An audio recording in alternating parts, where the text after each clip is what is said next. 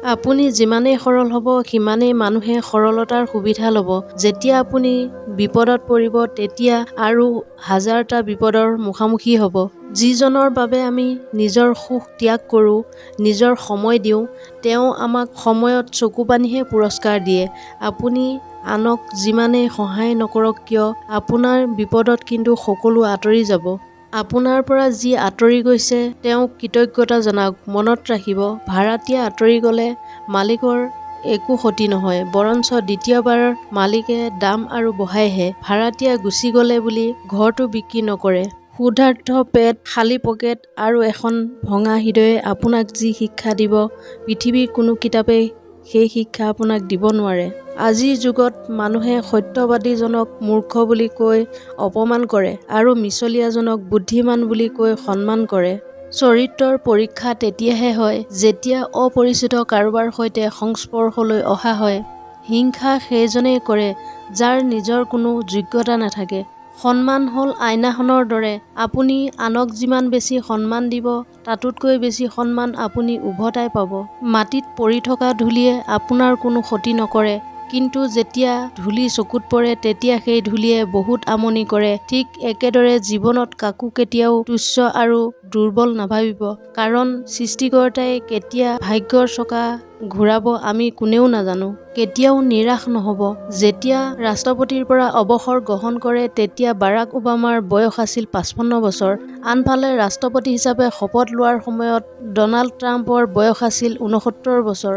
অসমত যেতিয়া পুৱা 6টা বাজিছে তেতিয়া লণ্ডনত ৰাতি প্ৰায় 1 বাজিছে। লণ্ডন সময় হিচাপত অসমতকৈ 5 ঘণ্টা পিছপৰা। সময়ত পিছপৰা হ'লেও ই প্ৰমাণ নকৰে যে লণ্ডন অসমতকৈ পিছপৰা।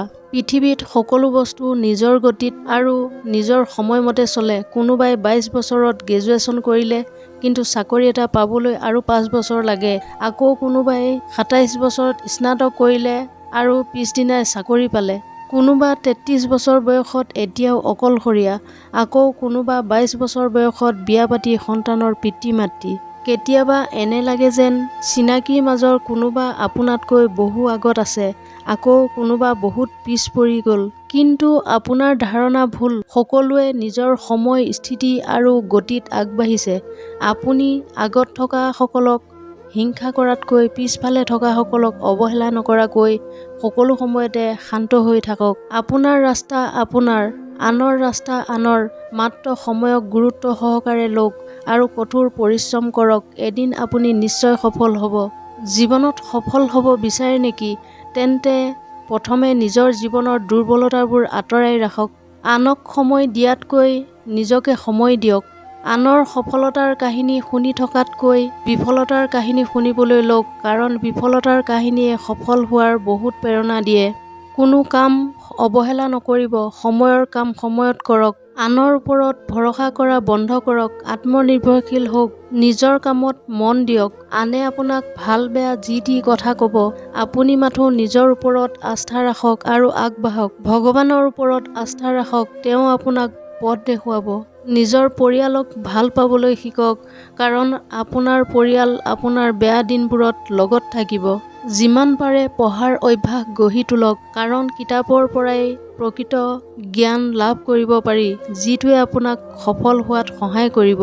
যিমান পাৰে কষ্ট কৰক। এটা কথা মনত ৰাখিব, পৰিশ্ৰমেই হ'ল সৌভাগ্যৰ মূল চাবিকাঠি। ভুলে মানুহক বহু কথা শিকায়। কিছু কষ্টই মানুহক শিললৈ ৰূপান্তৰিত কৰে, কিছু অভিমানে মানুহক দূৰলৈ আঁতৰাই নিয়ে আৰু কিছু বাস্তৱতাই মানুহক সলনি কৰে। জীৱনৰ প্ৰতিটো সিদ্ধান্ত অতি গুৰুত্বপূৰ্ণ, গতিকে আপুনি নিজৰ জীৱনৰ প্ৰতিটো সিদ্ধান্ত নিজেই নিৰ্ধাৰণ কৰক। কেৱল আপুনিহে নিজক বেছিকৈ চিনি পায়।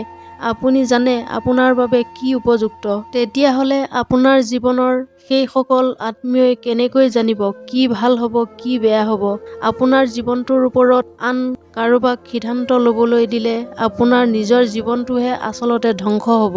আজি যদি আপুনি আনৰ কথাত ভুল সিদ্ধান্ত লয় কেৱল সম্পৰ্ক নষ্ট হোৱাৰ ভয়ত, কালিলৈ যেতিয়া আপুনি আপোনাৰ জীৱনত পৰাজিত হ'ব, আপুনি দেখিব যে তেওঁ আপোনাক কেৱল সহানুভূতিহে দেখুৱাই আছে আৰু দেখিব তেওঁ লাহে লাহে আপোনাৰ পৰা আঁতৰি গৈছে। যেতিয়ালৈকে হাত ভৰি আছে, যেতিয়ালৈকে বিচাৰ কৰিব পৰা শক্তি আছে, তেতিয়ালৈকে কাকো আপোনাৰ ওপৰত সিদ্ধান্ত ল'বলৈ নিদিব। এনেধৰণৰ মটিভেশ্যনেল ভিডিঅ' পাই থাকিবলৈ মোৰ চেনেলটো ছাবস্ক্ৰাইব কৰি ৰাখিবলৈ নাপাহৰিব। পুনৰ অন্য এটা ভিডিঅ'ৰ সৈতে লগ পোৱাৰ প্ৰতিশ্ৰুতিৰে আজিৰ এই খণ্ডটোৰ পৰা বিদায় লৈছোঁ। ধন্যবাদ।